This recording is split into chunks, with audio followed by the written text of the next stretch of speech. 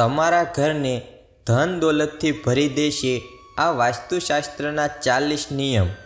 Number 1, સાંજના સમયે ઘરમાં અંધારું ન થવા દો। સાંજે ઘરના મંદિરમાં દીવો અવશ્ય પ્રગટાવો। આ સમયે ધનની દેવી લક્ષ્મીનો ઘરમાં પ્રવેશ થાય છે।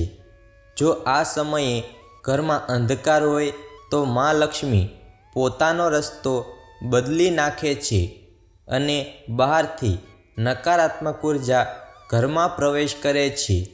નંબર 2, ઘણા લોકોને સવારે જાગ્યા પછી સૌથી પહેલાં અરીસામાં પોતાનો ચહેરો જોવાની આદત હોય છે। તેમણે આવું બિલકુલ ન કરવું જોઈએ। સવારમાં અરીસામાં ચહેરો જોવો અશુભ માનવામાં આવે છે। નંબર 3, સાંજના સમયે ઘરના ઉંબરા પર ન બેસવું જોઈએ, કારણ કે સાંજના સમયે ઘરમાં દેવી લક્ષ્મીનું આગમન થાય છે। જો દેવી લક્ષ્મીના આગમન સમયે ઘરના દરવાજાની ચોખઠ ખાલી ન હોય અને તેના ઉપર કોઈ બેસેલું હોય તો દેવી લક્ષ્મી ઘરમાં પ્રવેશ કરશે નહીં। નંબર 4, સાંજના સમયે તુલસીના છોડમાં પાણી ન નાખવું જોઈએ। આવું કરવાથી જીવનમાં અવરોધો આવી શકે છે। સવારના સમયે તુલસીના છોડને પાણી અર્પણ કરવું જોઈએ। સાંજે અગરબત્તી અને દીવો પ્રગટાવીને પૂજા કરવી જોઈએ। નંબર 5, શાસ્ત્રો અનુસાર સાંજના સમયે ભોજન ન કરવું જોઈએ। એવું કહેવાય છે કે જે લોકો આવું કરે છે તેમને આર્થિક સમસ્યાઓનો સામનો કરવો પડે છે। જો તમને વધારે ભૂખ લાગી હોય તો આ સમયે હળવો નાસ્તો કે ફળ વગેરે ખાઈ શકો છો। જો કોઈ વૃદ્ધ કે બીમાર વ્યક્તિ હોય તો તેમના પર આ નિયમ લાગુ પડતો નથી। નંબર 6, સવારે જાગ્યા પછી એવી વસ્તુ જુઓ જેનાથી તમારું મન પ્રસન્ન થાય છે। તમારે ભગવાનના દર્શન કરવા જોઈએ। હાથ જોડીને ભગવાનનું નામ લેવું જોઈએ। ગાયત્રી મંત્રનો જાપ કરવો જોઈએ। સૂર્યદેવના દર્શન કરવા જોઈએ। સૂર્ય નમસ્કાર કરવા જોઈએ। શ્રીફળ, શંખ, મોર, કમળ વગેરે તસવીરોના દર્શન અવશ્ય કરવા જોઈએ। નંબર 7, શાસ્ત્રો અનુસાર સાંજના સમયે ઘરની સાફ સફાઈ ન કરવી જોઈએ અને તેમજ ઘરનો કચરો સાંજના સમયે બહાર ફેંકવો જોઈએ નહીં। આવું કરવાથી તમારા ઘરની સકારાત્મક ઉર્જા બહાર જતી રહે છે, જેના કારણે ઘરમાં દરિદ્રતાનો વાસ થાય છે। તેથી સાંજનો સમય થાય તે પહેલાં જ ઘરની સફાઈ અવશ્ય કરી લેવી જોઈએ। નંબર 8, સાંજના સમયે ઘરમાં સાવરણીથી ન વાળવું જોઈએ। આવું કરવાથી માતા લક્ષ્મી નારાજ થાય છે। નંબર 9, વાસ્તુ અનુસાર સવારે ઉઠતાની સાથે જ બંધ ઘડિયાળ તરફ જોવું મોટો દોષ માનવામાં આવે છે। વાસ્તુ અનુસાર સવારે વહેલા ઉઠીને બંધ થઈ ગયેલી ઘડિયાળ તરફ જોવું અને તેને ઘરના કોઈ ખૂણામાં રાખવી એ પણ મોટો દોષ માનવામાં આવે છે। નંબર 10, તેમજ સવારે ઉઠીને આપણી હાથની હથેળીઓને જોવી જોઈએ। એવું માનવામાં આવે છે કે તમારી હથેળીમાં બ્રહ્મા, વિષ્ણુ, મહેશનો વાસ છે। વહેલી સવારે હથેળીઓ તરફ જોવું શુભ માનવામાં આવે છે। નંબર 11, વાસ્તુ અનુસાર સાંજે સૂવું અશુભ માનવામાં આવે છે, જેના કારણે ઘરમાં દરિદ્રતા અને બીમારી આવવાનો ખતરો રહે છે। સાથે જ તરક્કીના માર્ગમાં બાધા આવે છે। આવામાં આ સમયે સૂવાની જગ્યાએ ભગવાનની પૂજા અને આરતી કરવી જોઈએ। જો નાનું બાળક કે બીમાર વ્યક્તિ હોય તો અલગ વાત છે। સવારે જાગ્યા પછી આપણે આ કામ ન કરવા જોઈએ। નંબર 12, સવારે જાગ્યા પછી તેલ લાગેલું હોય તેવા વાસણોને ન જોવા જોઈએ। રાત્રે જ પોતાના રૂમથી દૂર રાખવા જોઈએ। એવું માનવામાં આવે છે કે આ વાસણોને જોવાથી તમારો આખો દિવસ ખરાબ જાય છે। નંબર 13, ધાર્મિક માન્યતાઓ અનુસાર ભગવાન વિષ્ણુ અને માતા લક્ષ્મીને તુલસીનો છોડ પ્રિય છે. તેથી એવું માનવામાં આવે છે કે દરરોજ સવારે ઉઠીને સ્નાન કરવાથી, તુલસીને જળ અર્પણ કરવાથી અને દીવો પ્રગટાવીને પૂજા કરવાથી આર્થિક સંકટમાંથી મુક્તિ મળે છે. નંબર 14, સવારે જાગ્યા પછી તૂટેલી મૂર્તિ પણ ન જોવી જોઈએ. આવું કરવું પણ ખૂબ જ અશુભ માનવામાં આવે છે. નંબર 15, સવારે જાગ્યા પછી કોઈનો પડછાયો ન જોવો જોઈએ. પોતાનો પડછાયો પણ ન જોવો જોઈએ.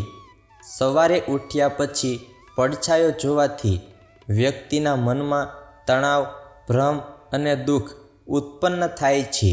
નંબર 16, આપણે રાત્રે સૂવામાં વધારે સમય ન લેવો જોઈએ. જો આપણે વધુ સમય લઈએ તો તેનો અર્થ એ છે કે આપણે શારીરિક રીતે સ્વસ્થ નથી. તંદુરસ્ત વ્યક્તિને ઊંઘ આવવામાં વધુ સમય લાગતો નથી. નંબર 17, દિવસની શરૂઆત સકારાત્મક હોવી જોઈએ. સવારે ઉઠતાની સાથે જ કોઈની સાથે લડાઈ ઝઘડો કરવો યોગ્ય નથી. આના કારણે તમારો મૂડ દિવસભર ખરાબ રહેશે અને તમે કોઈ પણ કામમાં તમારું 100% આપી શકશો નહીં. નંબર 18, સવારે જાગ્યા પછી ક્યારેય ઉગ્ર જાનવરોનો ફોટો ન જોવો જોઈએ. તમારે રૂમમાં ક્યારેય પણ જાનવરોનો ફોટો ન લગાવવો જોઈએ, નહીં તો તમારો આખો દિવસ અપશુકન જાય છે. નંબર 19, આપણે સ્નાન કરવામાં વધારે સમય ન લગાડવો જોઈએ. વધારે પડતો સમય લેવાથી આપણો સમય બરબાદ થાય છે અને આપણે સમયસર આપણા ગંતવ્ય પર પહોંચી શકતા નથી. નંબર 20, આપણે રોજિંદા ઘરના કાર્યો કરવામાં વધુ સમય ન આપવો જોઈએ. આનાથી આપણે ન તો પોતાના માટે ખાલી સમય કાઢી શકીશું અને ન તો આપણો થોડો સમય બીજાને આપી શકીશું. નંબર 21, સમાચાર પત્રમાં પણ તમે અહીં ત્યાંના સમાચાર વાંચી શકો છો. અશુભ સમાચાર સવારમાં ન વાંચવા જોઈએ. નંબર 22, એ જ રીતે આપણે વ્યાયામ કરવામાં વધુ સમય ન લગાવવો જોઈએ. વધારે સમય વિતાવવાથી પણ આપણા સાંધામાં દુખાવો થઈ શકે છે. નંબર 23, પછી તમારું રોજનું કામ પૂરું કર્યા પછી તમારે સારો હેલ્ધી નાસ્તો અવશ્ય કરવો જોઈએ. નંબર 24, આ સિવાય પણ આવા ઘણા કાર્યો છે જેને આપણે શક્ય તેટલી ઝડપથી પૂર્ણ કરવાનો પ્રયાસ કરવો જોઈએ. નહીંતર આપણે જીવનની દોડમાં પાછળ રહી જઈશું. નંબર 25, વહેલા ઉઠ્યા પછી હૂંફાળું પાણી અવશ્ય પીવું જોઈએ. નંબર 26, દરરોજ સમાચાર પત્ર અવશ્ય વાંચવું જ જોઈએ.